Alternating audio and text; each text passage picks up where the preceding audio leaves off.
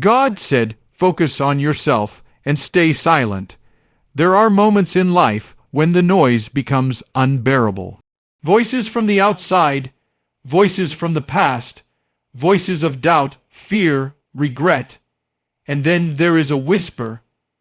There is something sacred about silence, but we misunderstand it. We think silence means absence. We think it means nothing is happening. We think it means God has stepped away, that heaven has gone quiet, that we are alone with our thoughts and our pain. But sacred silence is not emptiness. It is preparation. It is the pause before transformation. There are seasons when you pray and the answers do not come immediately. Seasons when you want clarity, direction, affirmation, and instead you receive stillness, no applause, no confirmation, just quiet, and in that quiet your insecurities grow louder, your fears echo, your doubts try to convince you that you've been forgotten. But what if the silence is not abandonment? What if it is protection? When God calls you into silence, He is pulling you away from noise that would distort your destiny. The world is loud, opinions are loud, social media is loud, expectations are loud, everyone has advice for your life, everyone has commentary about your journey, and if you listen to all of it, you will lose yourself trying to respond. Sacred silence is where you rediscover your center. It is where you stop reacting and start reflecting. It is where you stop defending and start developing. It is where you stop trying to prove your worth and start understanding it. Silence forces you to confront yourself, and that is uncomfortable, because when the distractions fade, you meet your real thoughts. You meet the hidden resentment you buried. You meet the disappointment you never processed. You meet the fear you disguised as confidence. In silence, there is no escape from what is inside you, but that is exactly why it is sacred. You cannot heal what you constantly avoid. You cannot grow while you are constantly reacting. You cannot hear the whisper of truth if you are addicted to the noise of validation. Sacred silence feels lonely at first. It feels like being misunderstood. It feels like being overlooked. It feels like watching others move ahead while you stand still. But what you do not see is that roots grow in silence. A tree does not grow tall overnight. First it goes deep, and the deeper it goes, the stronger it becomes. Silence is where your roots are strengthened.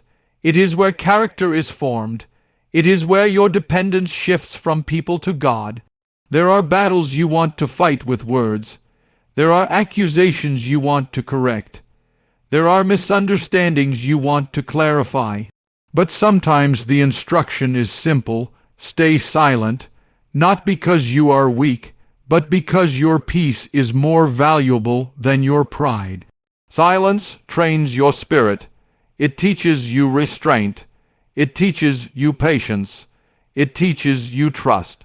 It refines your reactions. It reveals whether you are led by emotion or anchored in faith. And in that stillness, something powerful happens. You begin to hear again, not the chaos, not the criticism, not the comparison, but the whisper that reminds you who you are. The whisper that says you are being shaped, not sidelined. The whisper that tells you this hidden season is not wasted. Sacred silence is where the old version of you slowly dies, the version addicted to approval, the version easily offended, the version shaken by every opinion. And in its place rises a steadier soul, a quieter confidence, a deeper peace. So do not fear the silence. Lean into it, because sometimes the holiest work God does in you happens when no one hears a sound. There is a war that no one sees. It doesn't happen in boardrooms. It doesn't happen on stages. It doesn't happen in front of crowds. It happens within you. The battle within is the fiercest battle you will ever fight, because you can win against opponents outside and still lose to the voice inside your own mind. Negative feelings have a way of disguising themselves as truth. Fear feels like wisdom. Anger feels like strength. Jealousy feels justified. Sadness feels permanent. And if you are not careful, you begin to believe that what you feel is who you are. But feelings are weather, not identity. Storms pass, clouds shift, winds change direction. Yet when you are in the middle of the storm, it feels endless. It feels like the darkness will never lift, and that is how negative emotions deceive you. They whisper, "This is you. This is how you'll always be." No, this is a battle. You wake up some mornings already exhausted, not from what you did physically, but from what you fought mentally. The replaying of conversations, the regret over past mistakes, the anxiety about the future, the silent comparisons that steal your joy.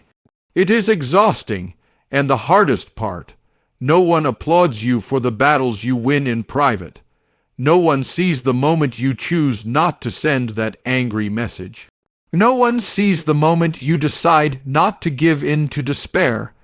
No one sees the moment you breathe through anxiety instead of surrendering to it. But heaven sees it.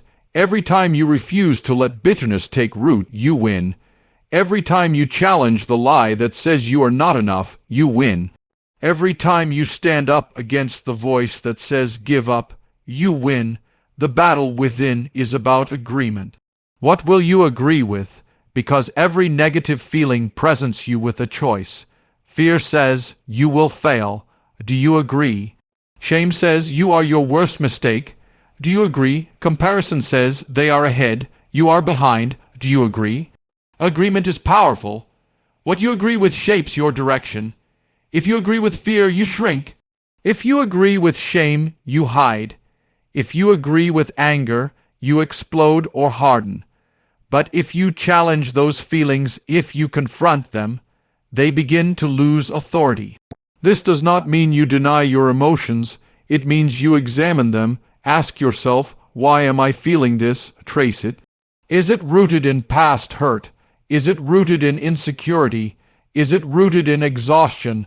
Sometimes the anger is really pain. Sometimes the jealousy is really a wound of inadequacy.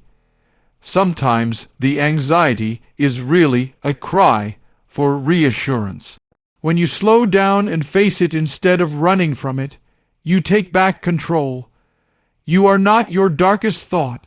You are not your worst day. You are not the wave of emotion that hit you at 2 a.m. The battlefield is your mind, but your spirit was not created to be defeated there. Strength is not pretending you feel nothing. Strength is feeling it and refusing to be ruled by it. There will be days when the battle is heavy, days when negativity feels louder than faith, but remember this, battles imply opposition, and opposition means something valuable is being protected. Your peace is valuable. Your purpose is valuable. Your growth is valuable. That is why the battle is intense, but you are not powerless in it. Each time you choose truth over the lie, calm over chaos, surrender over control, you gain ground. And slowly, quietly, the battlefield shifts. What once overwhelmed you begins to weaken, and you realize something profound. The war within did not destroy you. It trained you. There are seasons when the room grows quiet around you. Invitations slow down. Phone calls become fewer. The circle gets smaller. The applause fades. And if you are not careful, you will misinterpret it. You will call it rejection. You will call it failure. You will call it being forgotten. But sometimes it is none of those things. Sometimes it is separation before elevation. Before anything rises, it must first be set apart. Before something becomes strong, it must first be stripped down. We celebrate elevation, the platform, the influence, the recognition, but we rarely talk about the isolation that comes before it. Separation feels uncomfortable because it removes your distractions. It removes your familiar comforts. It removes the people who once validated you, and in that stripping away, you feel exposed. But exposure is not destruction. It is refinement. You cannot carry everyone into your next season. You cannot take every habit, every mindset, every attachment upward. Some things that once felt necessary are actually anchors, and anchors cannot go where elevation is required. So there is a pulling away. You may notice certain relationships fading, not with drama, not with conflict, just distance. You may notice that conversations you once enjoyed no longer satisfy you. Places that once felt exciting now feel empty. That is not arrogance. That is growth. Growth changes your appetite. Growth changes your tolerance. Growth changes your vision, and with vision comes loneliness, because not everyone understands what you see. Not everyone understands why you are pulling back. Some may even misunderstand your silence as pride. But they do not see the internal stretching taking place. Elevation demands capacity. If you were lifted too quickly, without preparation, the weight of it would crush you. The responsibility would overwhelm you. The pressure would expose cracks you never dealt with. So separation is mercy. In the quiet, your character is tested. In the hidden place, your motives are purified. In the loneliness, your dependence shifts.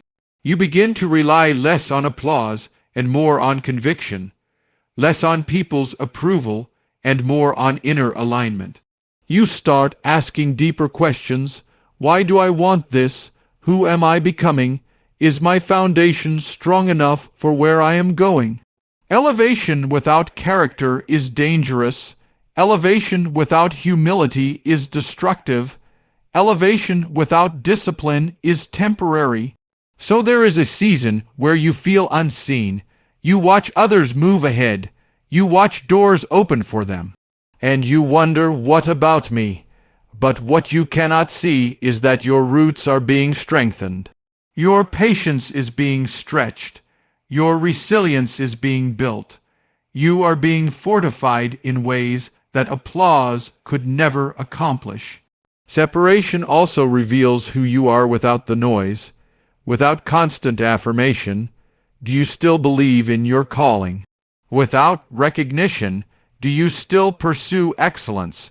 Without immediate results, do you still stay faithful? These are the questions that shape you. Elevation is not just about going higher, it is about becoming deeper. And depth requires time. So if you find yourself in a season of isolation, do not rush it. Do not force connections just to escape loneliness. Do not shrink yourself to fit into spaces you have outgrown. Trust the process of being set apart, because when the time comes for elevation, you will not rise fragile. You will not rise desperate. You will not rise dependent on praise. You will rise steady, and the height will not intimidate you, because the separation prepared you for it. There are thoughts that knock on your mind every single day. Some come gently, some come violently, some come disguised as your own voice, and if you are not careful, you will open the door to all of them. Not every thought deserves your agreement, yet we live as though every thought is truth. A negative idea enters, and we sit with it. We entertain it, we replay it, we analyze it, and slowly, without realizing it, we begin to believe it. That person doesn't respect you. You're falling behind. You'll never change. You always mess things up. The mind can become a courtroom where you are both the accused and the judge. And the verdict is often harsh. Guarding your spirit means recognizing that just because a thought appears does not mean it belongs to you. Thoughts are suggestions, they are invitations, and you have the power to accept or reject them, but that requires awareness. Most of us let thoughts move in without question. We allow criticism to echo for hours. We allow one mistake to define an entire day. We allow one comment to reshape how we see ourselves. Why? Because the unguarded mind absorbs everything.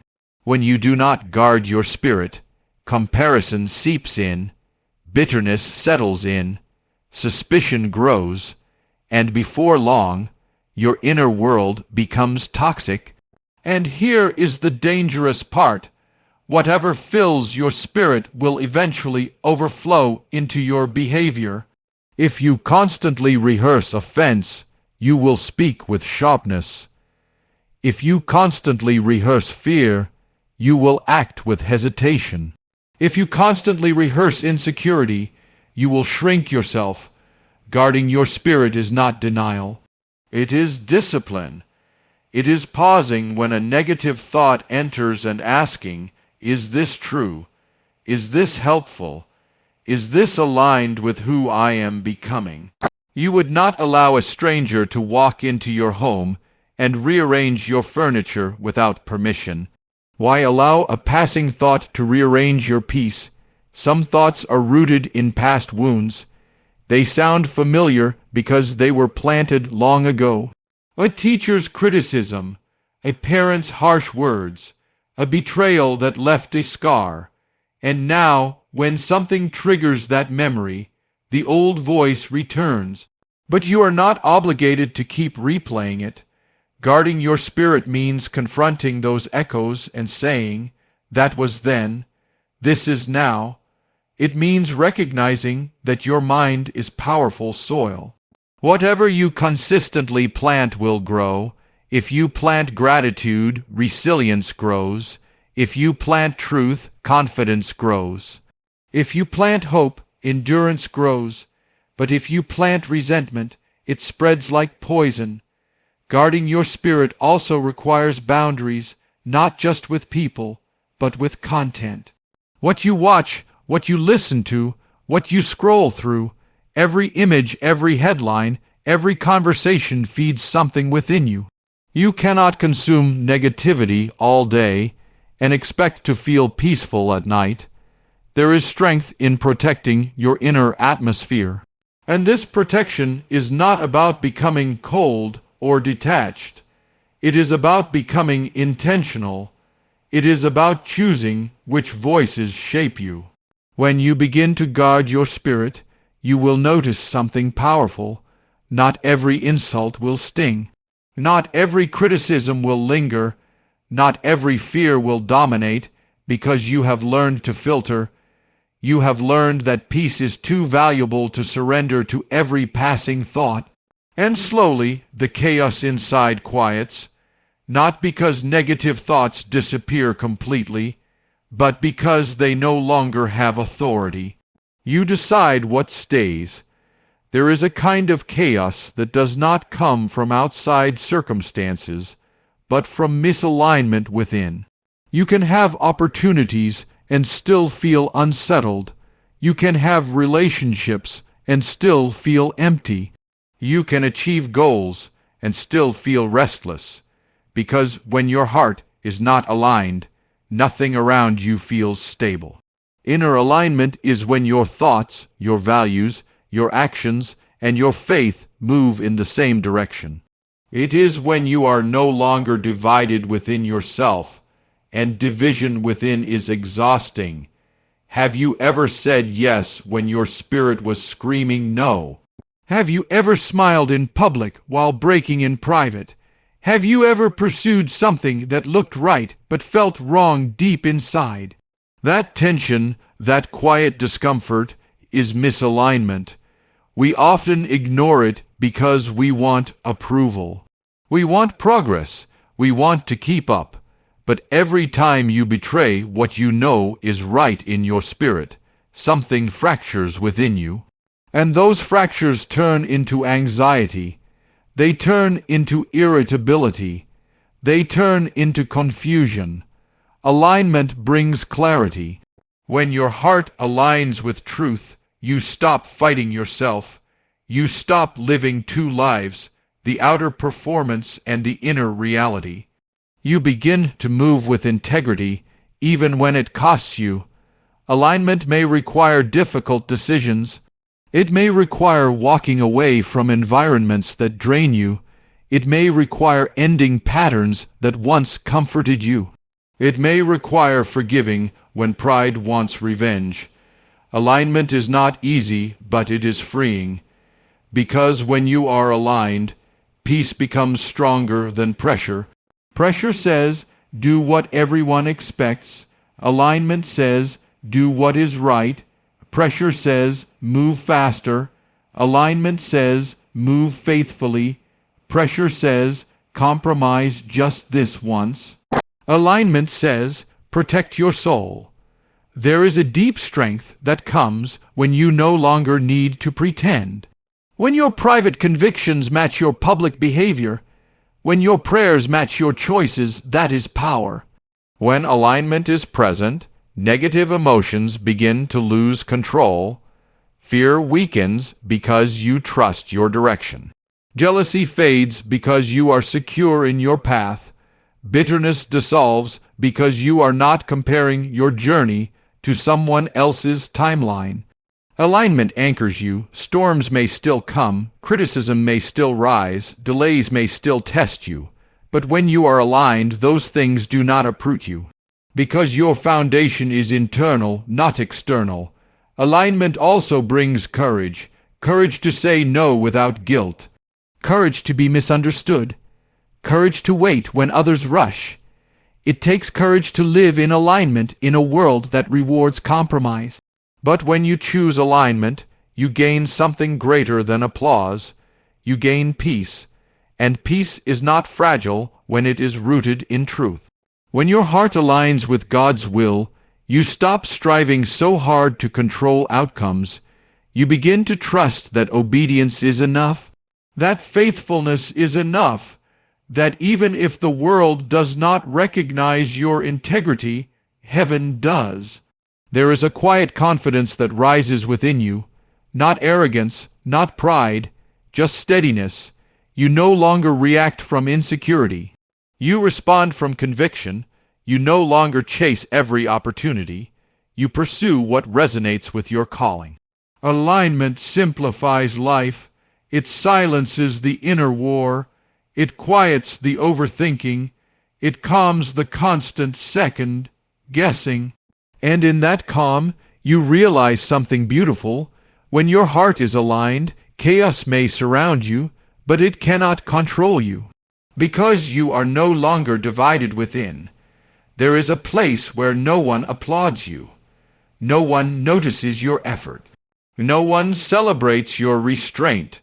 No one sees the tears you wipe away before you step back into the world. That hidden place is where the real transformation happens. We love visible victories. We love testimonies that shine.